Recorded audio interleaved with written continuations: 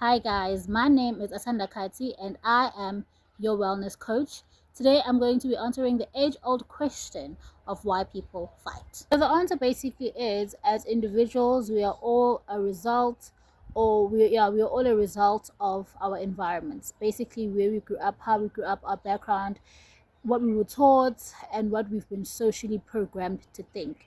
Every single thing that you say or how you view the world has nothing to do with you. All of your thoughts, everything that happens in your mind, the way you see the world, you have been programmed to feel that way, to think that way, to do that way. Because as human beings, when you are young, your brain is literally a sponge.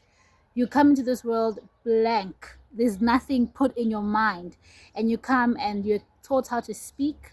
You're taught how to um, react to stimuli around you, and you're taught how to do conflict resolution.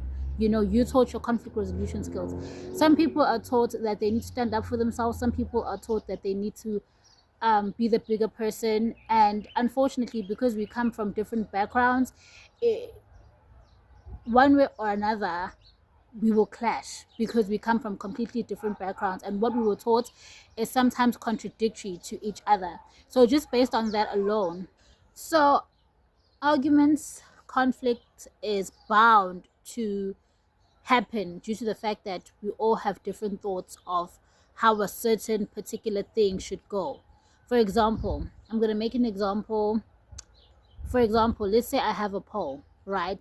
A pole, just a plain pole. How I grew up, that pole needs to be used for, I need to put another pole and then put a washing line and like put a line, and then I hang clothing on that pole. That's what a pole is used for at home. But somebody else, how they grew up due to their socio-economic um status, maybe they had to use a pole for different reasons. Maybe they had to use a pole to dance on it. You never know. So if I see you dancing on a pole, automatically I think that that's wrong because I don't understand the origin of why you had to dance on a pole. Whereas if you see me taking that pole and using it as a washing, but like as a washing line, you'll probably be like, why doesn't she just like that? You don't use a pole for that. You use it to make money. That is such a stupid example. I am sorry, guys, but I'm just trying to make you guys see that as people we see things completely differently because of how we grew up, our background. What may work for me may not work for you. And sometimes when we're working together, we're in the same space and we have um we're we're dealing with the same issue. The way I see it and the way you see it is going to be completely different, and an argument is bound to transpire, either passive aggressively or aggressively or mentally. It's bound to happen. So how do you handle conflict? There is no right way to handle conflict, unfortunately. You know, what I will say is this: conflict is conflict, and you can't really be angry at a person for reacting to what you have said that may have ticked them off, because as people we have different triggers, right? There is no right way to do things if the intention is to protect yourself. Let me say that. I feel like if you feel like you did nothing wrong and somebody is and you feel provoked, you would literally react in any way that you feel that you need to act to protect yourself. Sometimes sometimes protecting yourself could be illegal, and then obviously that's wrong because you can go to jail. But if that is not the case, if you haven't broken any laws per se, per the law, who's to say that their way of conflict resoluting is the right way? Who's to say? If it's not written down in a book of law, and there isn't really a mandate that you should do things kanji. You know how? This is how basically majority wins. Majority wins in such things where my lines are blurred, where there are blurred lines in a particular circumstance or a particular argument. Where there's blurred lines and there isn't a real resolution on the cause and effect of whatever argument you guys are having, the majority will win. The people that feel like majority always wins. For example, let's say we are talking about something, and then 40% people agree with me, and then 60% people agree with you. by virtue of the fact that more people agree with you, automatically that makes it right? So that's how usually it works. That's how it works. The person that has more people, that's how politics works. You know how with politics, um in order for you to win, you have to have the majority vote, because where our lines are blurred as far as the law, to the nuances of life, to the things that are not black and white, to the things that are gray, majority rules. So kule ndawo lo ohlala khona, where the predominant thought on who was right within that conflict, that is majority rules. So based on that, my thing is, just to conclude, conflict is bound to happen when people from different backgrounds, who grew up under different experiences, even if you grew up in the same background but your experiences were different, because even if you have the same parent, they won't raise you the same. There are certain things that they'll learn along the way in their parenting journey that they'll implement on the new child that they did implement with the older child. And due to that, you don't experience the same, you don't go through the same experiences, and because we come from different backgrounds, and we come from different thought processes, and we're like, who we are, we are literally made up of, mentally, we are made up of our past triggers, our past traumas, and obviously, like, our past experiences. You know how they say you improve as time goes. So if you did something when you were younger, you grow up with that. If it's not corrected, you grow up with that. So you start, that is who you become, that's who you end up becoming, unless it is corrected. So my point is this: the person you're fighting, if you think that what they're doing is wrong, there could be a chance that they know that they're wrong and they're doing it regardless, because they're taking advantage of you. But most times it's like the other person is just trying to be themselves. They're just authentically being themselves. So being authentically themselves, maybe sometimes it's being authentically themselves could be a bit selfish, or could come across as selfish to you. Sometimes it could be entitled, sometimes it'd be giving spoiled, but then that's who they are. They are a result of their experiences. What they experience, they are a result of that. So you can't really tell a person who would see alter what you've experienced in the past, and adopt my philosophy and my belief system, because it's unfair. And on top of that, there are no there are no people that are the same. That's why it's so important that when you find somebody like your friend, you get along with someone who shares your same values and beliefs.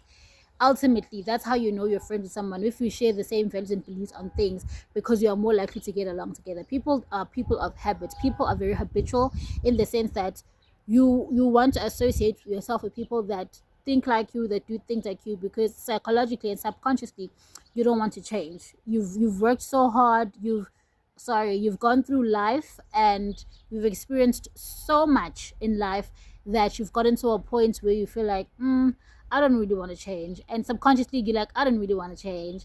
So you find people that will basically corroborate what you already know about the world. So that's why, as people, what our experiences of the world are so jaded. They're not real. They literally are our imagination. They're not real. They're jaded. They are literally our imagination, in the sense that how you experience the world is literally, it's completely different to what how somebody else experiences the world. So to somebody else who doesn't get you, they would either think there's something wrong with you, they think that you're like this, you're like this, you're like that, simply because they don't understand you. Which is why it's important to be around people that you actually understand, and that actually understand you. And if they don't understand you, or you know what I'm saying, like, if you guys don't understand each other, you are more likely to leave that particular person than try to grow and learn them, because it's just too much work. And sometimes you don't want to start again, and because it takes years for you to learn a new pattern of living once you've lived until a certain time period. But yeah, overall, conflict happens, as I said, because we are different, we are multifaceted, and it's hard for us, because we didn't come from different we come from different circumstances of life.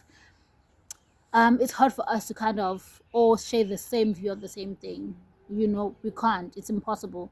So in order for you to coexist with other people, it only makes sense to just it only makes sense for you to, in order for you to live happily, to be in a peaceful state. Velusha us how born, just ignore it and just shayang us how born. Because if you get into a conflict, like if you address somebody, they are most likely to defend themselves because they in their right mind, they think that they are correct. They think that they are correct, and you can't really convince them of any different unless there's like a panel of people who will then be like, nah, you're wrong, you're right. And obviously majority will rule in that instance. That's why there is a jury in America. If there are cases like public cases, there literally be a jury of people sitting there, and that jury of people basically decide, would see, okay, this person should go to jail or should not go to jail, because it's not black and white to the point where whatever happened is not stated in like formally in black and white as far as the law goes. So they sit the jury down, and the jury kind of decides, would see, based on the offense that you made, as far as bona bona, how, who is in the right, who is in the wrong, and then majority rules in that setting, if that makes sense. Okay, guys, this was tiring. I don't know why I was so tired filming this, but it was a bit tiring because it's like, I feel like no matter how much I say this, people are still gonna get into conflicts. But either way, I want you to know that you are loved and that you matter, and that everything that you go through and everything that you feel, it's a result of your background, and it's never really personal, and how you experience other people. Remember, guys, it's not real. How another person puts something, ungathola ukuthi ayiqondile ngale ndlela uthatha ngayo, because indlela ethatha ngayo izinto zihlukene. Uthola ukuthi lo muntu lo kade yisho lento abengaqondile ukuyisho ngale ndlela uthathe ngayo, and you're getting offended because of how that other person communicates, and then other person doesn't understand why you're getting offended. Why you're getting offended? Because I didn't mean any offense to you. Kusho ukuthi vele you want a problem with me. And then like, I feel like 80% to 90% of conflicts are like literally misunderstandings in the sense that we are all so different. So because we're so different and we react to situations differently and to stimuli differently, we end up fighting with each other instead of fighting the problem. And it's hard, like even communicating about it, because we perceive izinto so differently.